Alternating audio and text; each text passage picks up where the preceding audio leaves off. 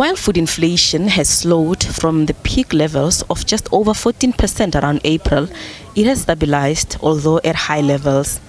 Food inflation is expected to slow going forward, although geopolitical risks present some uncertainty. The El Nino weather pattern, expected to bring with it drier weather conditions, also poses a risk.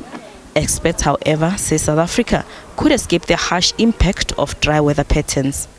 In South Africa, El Nino could start to intensify from around about March 2024. By that time, I think much of our crops would have already passed the pollination stage, to an extent that we're looking to have a decent great crop in South Africa. We think that there's good soil moisture, and El Nino will also kickstart later in the season. By that time, farmers would have planted, we would have crossed the pollination stage, would have a good crop. So we're not as worried about the impact of it, at least in the near term. So we generally hold an optimistic view about the supplies and the prices. The Pietermaritzburg Economic Justice and Dignity's Household Affordability Index, which tracks food prices across different metropolitan areas, says the average cost of the household food basket increased by 478 rand 67 cents, or 9.9% in November. The index tracks prices of 44 basic foodstuffs, including maize meal, cooking oil, tea and bread, amongst others. The index shows food which increased in price in November 2023 by 5% or more include eggs, chicken livers, tomatoes, apples and oranges. November, our index reached its highest stage since June of 2018, and the basket now costs 5,314 rand and 63 cents. Now, that is a slight increase, about a 17 rand increase on October, but it's about a 478 rand or a 9.9% increase over the past year. So what this is actually telling us is that, for instance, in the month of between September and October, we saw the basket increase by 141 rand. And of course, now we're seeing the basket increasing by 17 rand. So that might indicate that food prices are beginning to stabilize, but be it at a very high base, because the monthly increases now are getting smaller. The organization says high food prices are affecting the poor and working class the most, cutting down on the quality of the food they eat, and this in turn negatively threatening consumer health.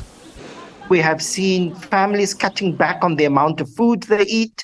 They've cut back on the quality of the food they eat, which has got massive implications for health and economic productivity. We suspect that that will continue even if the food prices stabilize. And the reason for that is that if you take, for instance, the national minimum wage, let's break down wages. So a national minimum wage, and we know that about 50% of South Africa's workers earn at that level. So that will bring home something like 4,500. The first expenditure, of course, always is the transport to get that worker to work and back. And the second most important expenditure is electricity for security reasons, but of course you also need electricity to cook and etc. And that together, just those two items take about 60% of a national minimum wage. So you're left with about 1,800 after you've paid those two expenses. And a general South African family will have 4 members in the family. So if you divide that amongst the 4 people, you are bound to arrive at something like 451 rand. And that is way below the food poverty line, which is at 760. It's expected that going forward, food prices will moderate.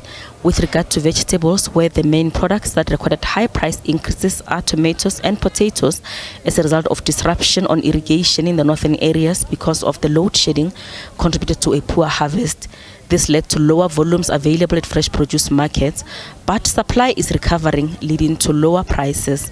Interventions made in terms of dealing with the impact of the avian flu on supply chains should also help. We will likely see South Africa's consumer food price inflation soon going back to that trend that shows moderation. And I will explain why I think so. Firstly, on the avian influenza story, there's already a number of interventions that have been made. Interventions by the government and private sector to ensure that there is acceleration on importing fertilized eggs to rebuild the parent bird stocks that was lost on the back of avian influenza, but also importing table eggs, powder and liquid on that to ensure that that is available for baking industry so that the whole eggs can be on shelf for human consumption.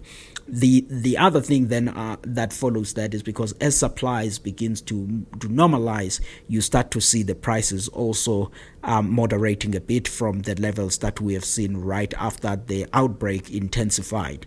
There's also ongoing work about vaccination to curb the spread of the disease. Sihlobo says healthy harvests are expected in the coming months in deciduous fruits such as apples, which should drive down fruit prices. With farmers also putting in place alternative energy sources, the impact of load shedding on production is expected to be much less going forward. Gloria Sefako Musi, SABC News, Johannesburg.